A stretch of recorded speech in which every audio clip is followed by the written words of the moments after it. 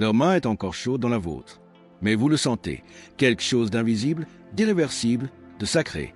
La pièce n'a pas changé. Mais tout, si, vous ne voyez pas de trompette. Vous n'entendez pas de voix venant des nuages. Il n'y a pas de lumière clignotante ni de chœur angélique dans les dalles du plafond.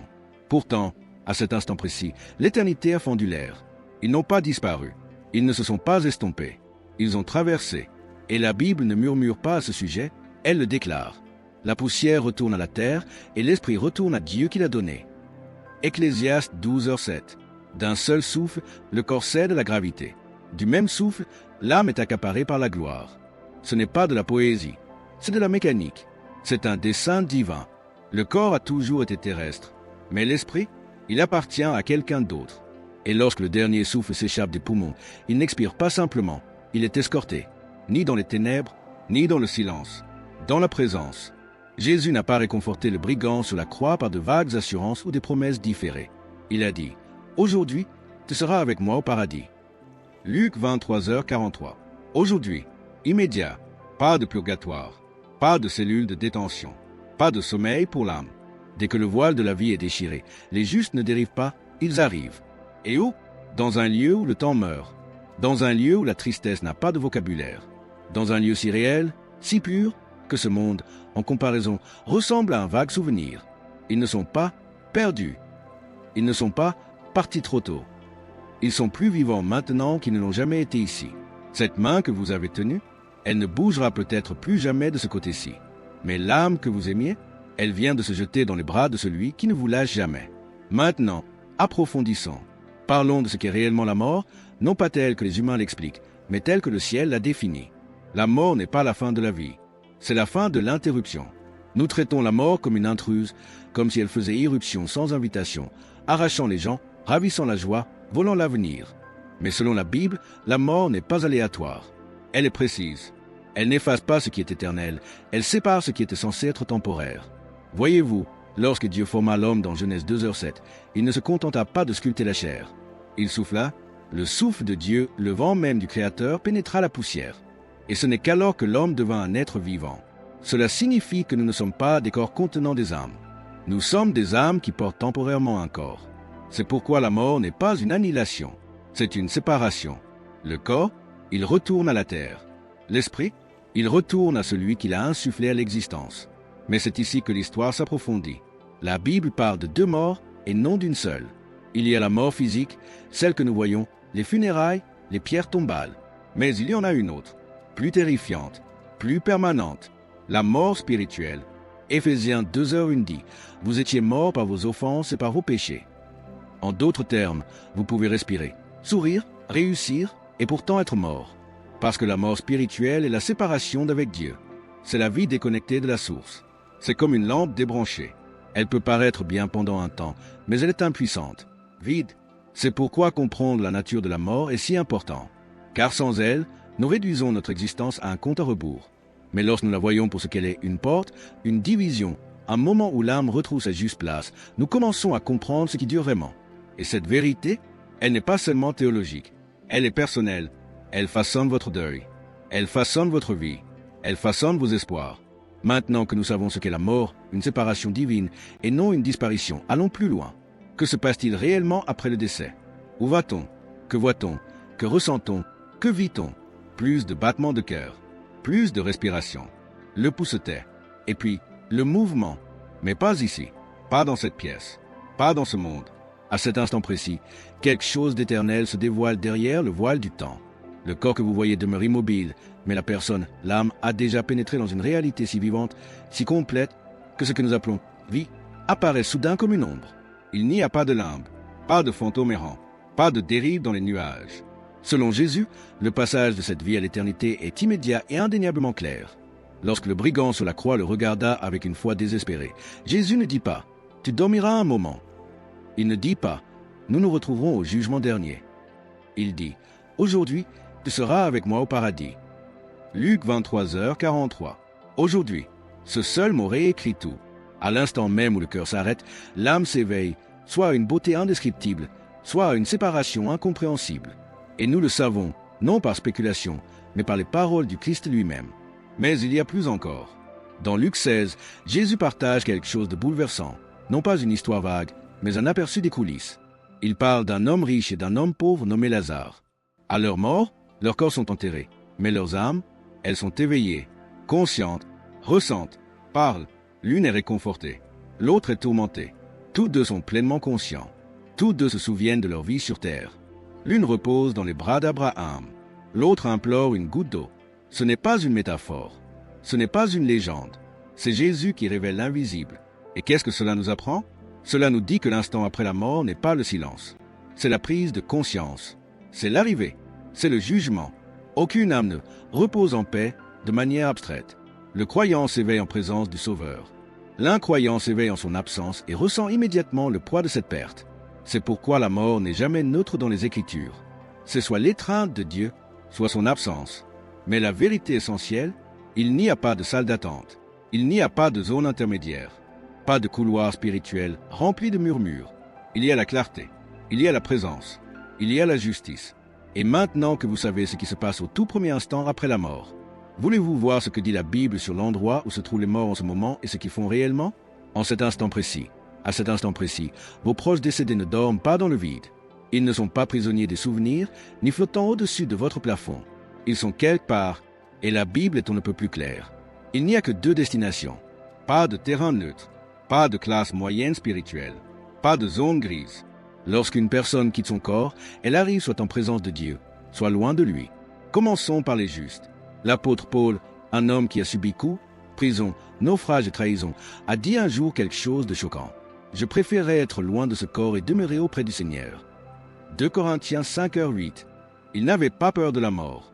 Il l'accueillait avec joie, non pas parce qu'il voulait échapper à la vie, mais parce qu'il savait ce qui l'attendait.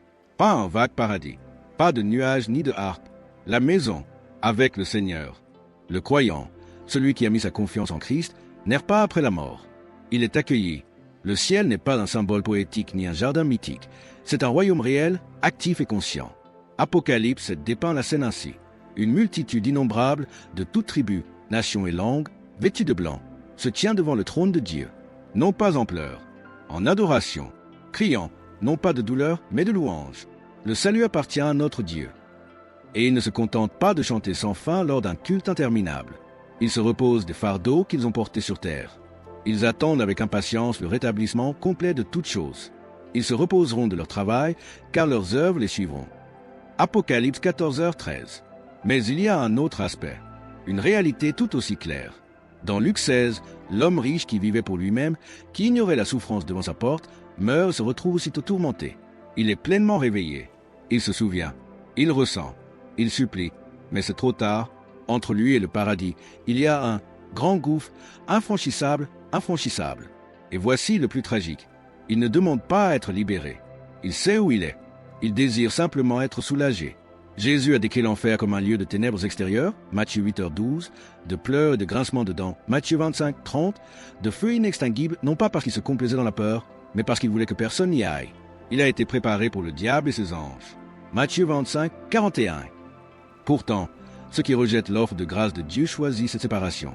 Et les deux groupes, les joyeux et les tourmentés, sont toujours là. En ce moment même, certains sont dans le repos, la lumière et la paix, ressentant déjà la présence de celui en qui ils avaient confiance. D'autres sont dans le regret, l'obscurité et l'angoisse, subissant déjà les conséquences de leur désobéissance. Mais aucun des deux groupes n'a atteint sa destination finale. Quelque chose d'encore plus grand est encore à venir. On pourrait croire que cela se termine par la mort. Mais selon les Écritures, la mort est loin d'être le dernier mot. Les âmes des justes et des injustes, bien que pleinement conscientes de leur état actuel, attendent toujours. Elles attendent quelque chose d'immense. Quelque chose d'irréversible, quelque chose qui ébranlera le ciel, la terre et le tombeau lui-même. La Bible appelle cela la résurrection. Ce n'est pas une métaphore poétique. Il s'agit d'un événement littéral, physique, déjà inscrit au calendrier céleste. Un jour, connu de Dieu seul, la voix qui a dit un jour « que la lumière soit » grondera à nouveau. Mais cette fois, chaque tombe répondra. L'heure vient où tous ceux qui sont dans les tombeaux entendront sa voix et en sortiront. Ceux qui auront fait le bien ressusciteront pour la vie, et ceux qui auront fait le mal ressusciteront pour le jugement. Jean 5, 28-29. Tous signifie tous. Pas seulement les croyants, pas seulement les martyrs. Chaque âme, chaque époque, chaque tombe, la terre rendra ce qu'elle a englouti. La mer restituera ses noyés. Crémation, poussière, décomposition. Rien ne s'y opposera. Dieu rassemblera les ossements et leur insufflera à nouveau la vie, comme il a fait avec Adam en Éden et avec la vallée des ossements desséchés d'Ézéchiel. Mais pourquoi? Pourquoi ne pas simplement laisser les âmes là où elles sont? Parce que la justice de Dieu n'est pas partiale. Son plan n'est pas à moitié fait. L'âme sera réunie au corps, non seulement pour exister, mais pour se tenir debout, pour affronter le jugement. Voici maintenant la scène la plus désolante de toute l'Écriture. Puis je vis un grand trône blanc et celui qui était assis dessus. Et je vis les morts, les grands et les petits, debout devant le trône. Des livres furent ouverts, et les morts furent jugés selon leurs œuvres. Apocalypse 20, 11, 12. Personne ne passe inaperçu. Personne n'est oublié. Ni les puissants, ni les inconnus, ni le roi, ni le voleur. Des livres sont ouverts, des registres de vie. Chaque mot, chaque pensée, chaque motivation, chaque instant caché. Et puis, un autre livre est ouvert, le livre de vie. Une seule chose compte ici.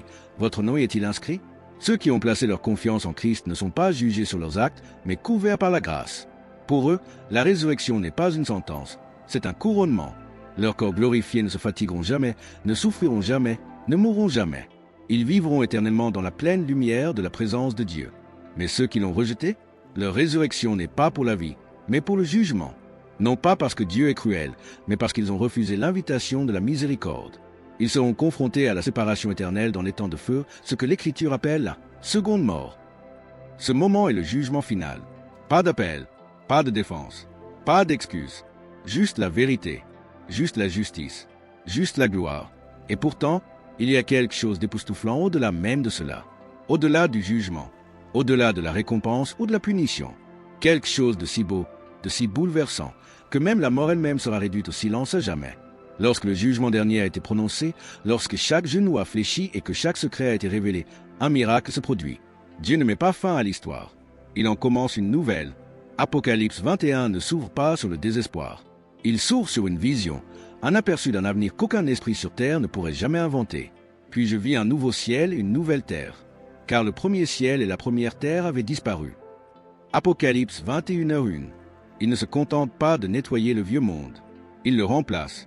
Fini les lits d'hôpital, fini les tombes, fini les adieux. Ce n'est pas un état spirituel. Ce n'est pas flotter dans l'éternité comme des âmes désincarnées. C'est une nouvelle création, physique, restaurée, tangible.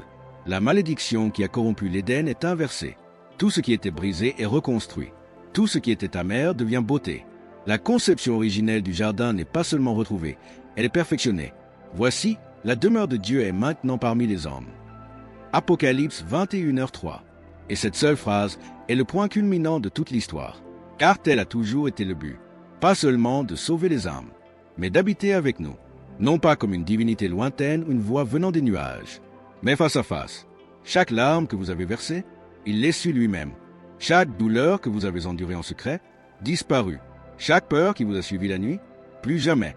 Il n'y aura plus de mort, ni de deuil, ni de pleurs, ni de douleur, car l'ancien ordre de choses a disparu. Apocalypse 21h04. Et il ne s'agit pas d'une retraite au paradis. Il s'agit d'un but restauré. Ses serviteurs le serviront. Ils verront sa face. Et ils régneront pour toujours et à jamais. Apocalypse 22, 3-5. Avez-vous compris? Nous régnons. Nous ne sommes pas assis sur des nuages, nous régnons avec lui. Le ciel n'est pas la fin de votre but. C'est le début de la part pour laquelle vous avez été créés. Plus de nuit, plus de malédiction, que de la lumière, que de la gloire, pour toujours. Mais maintenant vient le tournant pour nous, ici, qui respirons encore. Si tout cela est vrai, si cet avenir est réel, alors qu'en faisons-nous maintenant? Vous respirez encore. Votre cœur bat encore. Vos yeux lisent ces mots. Ce qui signifie que ce message, tout ce voyage à travers la mort, l'éternité, le jugement et la gloire est désormais arrivé à votre porte. Il ne s'agit plus d'eux. Il s'agit de vous, ici, maintenant. Car si les morts ont déjà franchi le seuil, vous vous tenez toujours de ce côté. Et selon les Écritures, cela signifie que vous êtes au moment le plus critique de votre existence. Il est réservé aux hommes de mourir une seule fois, après quoi vient le jugement. Hébreux 9h27. Il n'y a pas de seconde chance après la mort. Pas de bouton de réinitialisation. Pas d'écran de réessai spirituel. Cette vie, votre vie, est le seul lieu où la décision éternelle se prend. Et ce choix ne se fait pas sur votre lit de mort.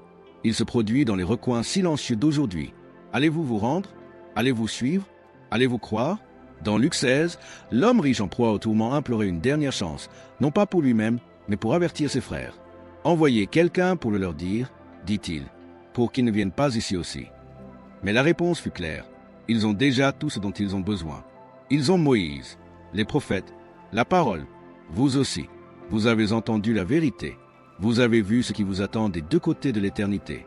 Et vous avez le temps, maintenant, de réagir. Pas demain, pas une fois que la vie se sera calmée. Pas après avoir réglé les choses.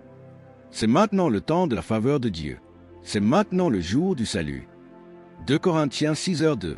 Ne laissez pas le bruit de ce monde couvrir le murmure de l'éternité, car le souffle même que vous respirez maintenant, c'est la miséricorde.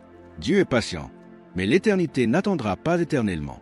Maintenant, avant de terminer, il nous reste une dernière chose à aborder, une chose à laquelle des millions de personnes croient, mais que peut remettre en question.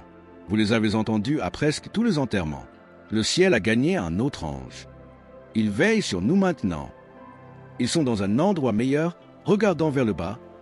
Ces phrases peuvent réconforter les vivants, mais sont-elles vraies? Tout ce qui semble doux n'est pas biblique. Et lorsqu'il s'agit de la mort, la clarté compte plus que le sentiment. Car lorsque nous fondons notre espoir sur des demi-vérités, nous risquons d'ancrer notre éternité dans des illusions. La Bible n'est pas vague sur la mort, elle parle avec une précision perçante. Alors, démystifions-les et voyons ce que Dieu dit réellement. Mythe numéro 1. Lorsque nous mourons, nous devenons des anges. Non, les anges sont une création complètement différente. La Bible nous dit dans Hébreux 1h14 que les anges sont des esprits au service de ceux qui hériteront du salut. Ce ne sont pas des humains glorifiés, et les humains ne deviennent pas des anges après la mort. Nous ne sommes pas promus au rang de gardiens zélés. En fait, l'Écriture dit quelque chose de bien plus étonnant. Nous serons comme le Christ, ressuscités, glorifiés et restaurés, mais toujours humains. Il est semé corps animal, il ressuscite corps spirituel. 1 Corinthiens 15h44. On ne devient pas quelqu'un d'autre à la mort. On devient celui que l'on a toujours été destiné à être. Mythe numéro 2. Il y a une seconde chance après la mort. C'est peut-être le mensonge le plus dangereux de tous. L'idée que les âmes peuvent se purifier de leurs péchés dans un royaume mystique ou que Dieu pourrait changer d'avis une fois que nous sommes de l'autre côté contredit directement l'Évangile. Les hommes sont destinés à mourir une fois, après quoi ils seront jugés. Hébreux 9h27. Il n'y a ni purgatoire, ni réincarnation, ni cour d'appel dans l'au-delà. Au moment de votre mort, votre décision est scellée. Et c'est pourquoi aujourd'hui cet instant précis est si important. La croix ne vous attend pas dans la tombe. Elle est ici, maintenant, à portée de main. Mythe numéro 3. Les morts peuvent communiquer avec les vivants. À travers les cultures et les continents, cette croyance résonne. Des âmes qui s'attardent, des proches qui envoient des signes, des rêves remplis de messages de l'au-delà. Mais que dit l'Écriture? Qu'il ne se trouve parmi vous personne qui consulte les morts. Quiconque fait ces choses est en abomination au Seigneur. Deutéronome 18, 10-12. Dieu interdit la nécromancie non pas parce qu'il cache des secrets, mais parce que les morts ne font plus partie du royaume des vivants. Essayer de les contacter n'invite pas à la paix, mais plutôt à la tromperie. Les esprits qui se font passer pour les morts ne sont pas vos ancêtres, mais de fausses voix destinées à semer la confusion et à tromper. Ecclésiaste 9h5 dit « Les morts ne savent rien, ils n'ont plus de récompense, et même leur nom est oublié. Ils ne nous observent pas, ils ne nous guident pas, ils ne sont pas coincés entre deux mondes. S'ils sont morts en Christ, ils sont avec lui. S'ils sont morts sans lui, ils sont séparés. Mais dans les deux cas, ils ne sont pas ici. Qu'est-ce que cela signifie pour vous? Cela signifie que les réponses ne se trouvent pas dans des séances chuchotées ou des éloges poétiques. Elles se trouvent dans la parole, immuable, éternelle et tranchante comme un rasoir. Alors, laissons de côté les mythes et saisissons la vérité. Car la vérité n'explique pas seulement la mort. Elle transforme votre façon de vivre. Vous avez traversé le ciel et l'enfer. Vous vous êtes tenu devant le grand trône blanc. Vous avez vu le voile se déchirer. Vous voilà maintenant, toujours en vie, toujours dans l'histoire. Et cela change tout, car si ce que nous avons découvert est vrai et c'est le cas, alors la vie n'est pas aléatoire. Ce n'est pas une lente marche vers la tombe. Il ne s'agit pas de survie, de statut social ou de réussite. C'est un compte à rebours, non pas jusqu'à la fin, mais jusqu'au début de ce qui ne finit jamais. Et le temps presse toujours. Jésus n'est pas venu pour changer vos habitudes ou purifier votre langage. Il est venu pour vous sauver de la mort éternelle et vous éveiller à la vie éternelle, maintenant même. Je suis venu afin qu'il ait la vie et qu'il ait en abondance. Jean 10h10. La vie éternelle ne commence pas lorsque votre cœur s'arrête. Elle commence au moment où votre cœur s'abandonne. La croix n'était pas destinée à être accrochée au mur. Elle était destinée à être accrochée dans votre âme. Non pas comme décoration, mais comme direction. Non pas comme souvenir, mais comme tournant de votre histoire. Alors, soyons pratiques. Que signifie vivre pour l'éternité tout en étant encore ici-bas? Cela signifie que vous cessez de mesurer votre vie par le confort et que vous commencez à la mesurer par l'impact. Cela signifie que vous abandonnez l'illusion qu'il reste toujours du temps et que vous commencez à vivre comme si chaque respiration comptait. Cela signifie que vous reconnaissez que le travail, le titre, le compte en banque, les applaudissements, rien de tout cela ne traverse le voile. Mais votre foi, votre obéissance, votre abandon, ces échos résonnent à jamais. Amassez-vous des trésors dans le ciel, car là où est votre trésor, là aussi sera votre cœur. Matthieu 6, 20-21. La façon dont vous pardonnez aujourd'hui compte pour l'éternité. La façon dont vous aimez vos ennemis aujourd'hui résonne pour l'éternité. La façon dont vous portez votre croix silencieusement et fidèlement fait pencher le ciel vers vous. L'éternité ne vous attend pas après votre mort. Elle vous observe déjà en ce moment même. Et voici la vérité que vous ne pouvez ignorer. Chaque personne que vous aimez, chaque âme que vous croisez dans la circulation, à l'épicerie, dans la rue, est éternelle elle aussi. Aucun de nous n'est éphémère. L'urgence ne concerne donc pas seulement votre âme. Elle concerne ceux qui n'ont pas entendu, ceux qui croient encore au mythe, ceux qui pensent que la mort est la fin. C'est votre tour maintenant de croire, de vous repentir, vivre comme si le paradis était réel et proche. Parce que c'est le cas, et quand ton heure viendra, quand tes yeux se fermeront ici et s'ouvriront là, tu te tiendras dans une gloire qu'aucun mot sur terre ne peut contenir. Et si tu lui as fait confiance, si tu l'as suivi, si tu t'es abandonné à lui, tu n'entendras pas le silence. Tu entendras une voix, forte, tendre, finale. C'est bien, bon et fidèle serviteur. Entre dans la joie de ton Seigneur. Matthieu 25, 23. Ça y est, ce n'est pas la fin de la vidéo, ni la fin du scénario, mais votre moment, celui que l'éternité contemple en silence. Vous avez traversé le mystère de la mort. Vous avez entrevu ce qui se passe au moment où l'âme quitte le corps, ce qu'elle voit, ce qu'elle ressent. Vous vous êtes tenu aux portes du paradis et avez scruté les ténèbres de l'enfer. Vous avez entendu les promesses, les avertissements, la gloire, l'agonie. Et maintenant, vous êtes au bord de votre propre décision.